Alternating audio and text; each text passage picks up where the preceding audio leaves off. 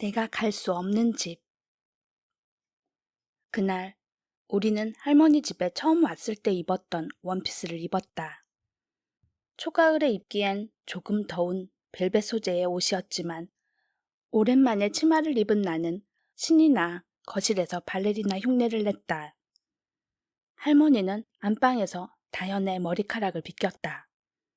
엉킨 것 하나 없는 다현의 짧은 단발 머리카락을 계속 쓸어내렸다. 할머니, 안 가? 세수 좀 하고. 나갈 준비를 벌써 마친 나와 달리 할머니는 답답할 정도로 굼떴다. 내 재촉에 그제야 엉덩이를 떼고 느릿느릿 일어났다. 신을 꿰신으며 할머니에게 말했다.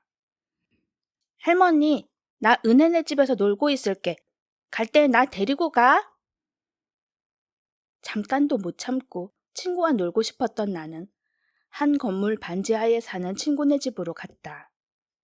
원피스를 입은 모습을 보여주고 싶은 마음도 있었다. 친구 집에 들어서며 말했다.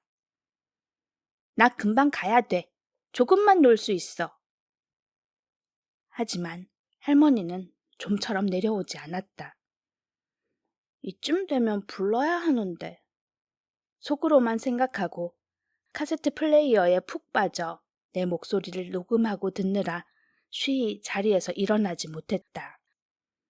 한참 뒤에 불이 나게 집으로 달려갔으나 할머니와 다현이는 이미 없었다.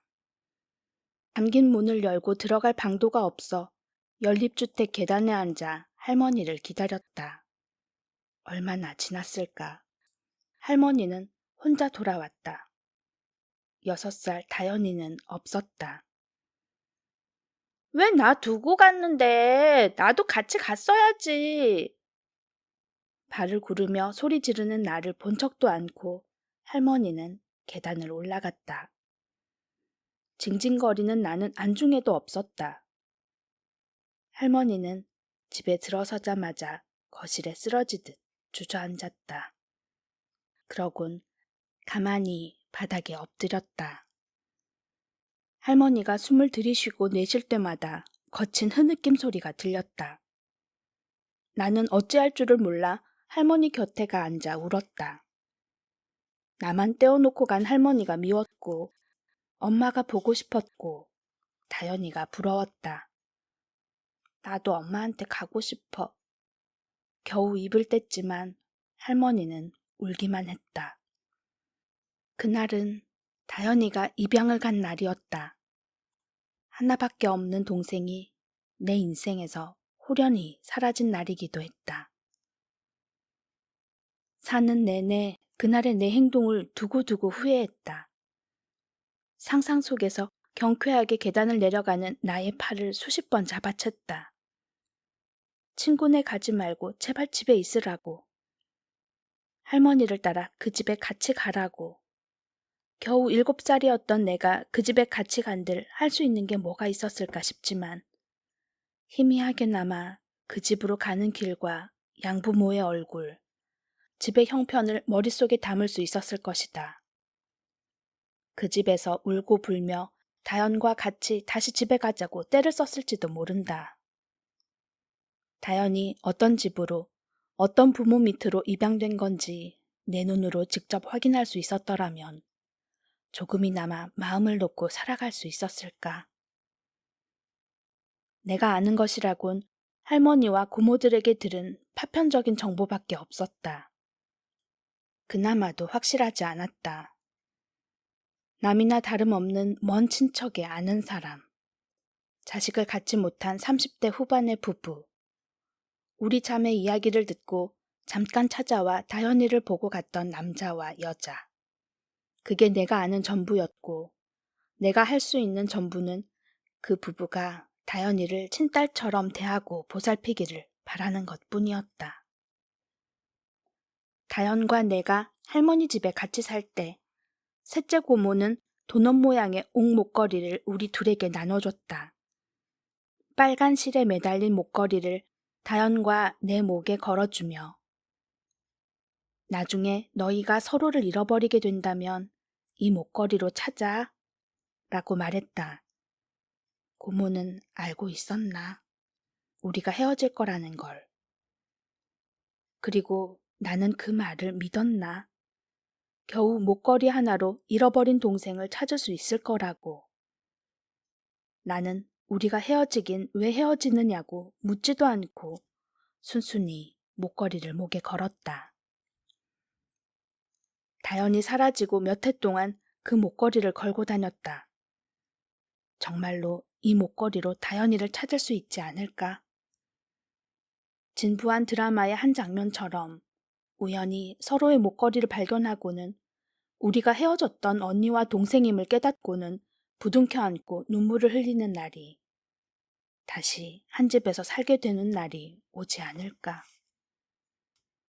그런 상투적인 기적이 얼마나 비현실적인 것인지 깨닫게 된 이후 목걸이를 서랍 깊은 곳에 넣어두었다. 20살이 지났을 무렵 다연의 생사를 알고 싶어 주민센터에 찾아갔지만 아무것도 알 수 없었다. 용하다는 점집에 다연의 생년월일을 들고 간 적도 있었는데 그곳에서 다연은 엄마가 2명일 수밖에 없는 운명이란 말을 들었다. 다연은 두 어머니를 섬기는 운명을 타고났다고. 고향을 떠나야 더 잘 살게 된다고. 명도 길고 중년과 말년에 더 잘 될 거라고. 나는 점쟁이의 말을 들으며 아, 다행이네요 하며 고개를 끄덕였다. 낮은 음성으로 말을 이어가던 그녀는 이제 마지막이라는 듯 내 얼굴을 빤히 바라보며 입을 열었다. 나 지금 잘 살고 있어. 걱정 마, 언니. 화려한 색동 저고리를 입고 머리를 틀어 올려 쪽진 점쟁이가 세월의 흔적이 겹겹이 얼굴에 남아있는 여자가 나를 언니라고 불렀다. 나는 차마 다현아라고 불러보지 못하고 고개를 떨구었다. 그저 날 위해 지어낸 말일 수도 있겠지만 그 말을 믿고 싶었다. 집으로 돌아오는 길, 아무리 불러도 대답 없는 이름을 마음속으로 부르며 간절히 빌었다. 어디에 있든 많은 것을 누리고 큰 사랑을 받기를. 내 마음속 작은 새 한 마리가 둥지를 떠나 높은 하늘로 날아오르는 기분이었다. 그런 거 다 미신이에요. 생년월일이 같은 사람들은 다 똑같은 삶을 살게요. 사주나 신점에 대해 이야기를 나누다 지인이 흘리듯 말했다. 그렇죠. 하며 웃고 말았지만 그래도 어딘가 자신의 사주와 딱 들어맞게 사는 사람이 한 명쯤 있었으면 하고 바랐다. 이 바람이 다연보다 나를 위한 일이란 걸 알지만 어떤 일은 믿는 것 말고는 할 수 있는 게 없다.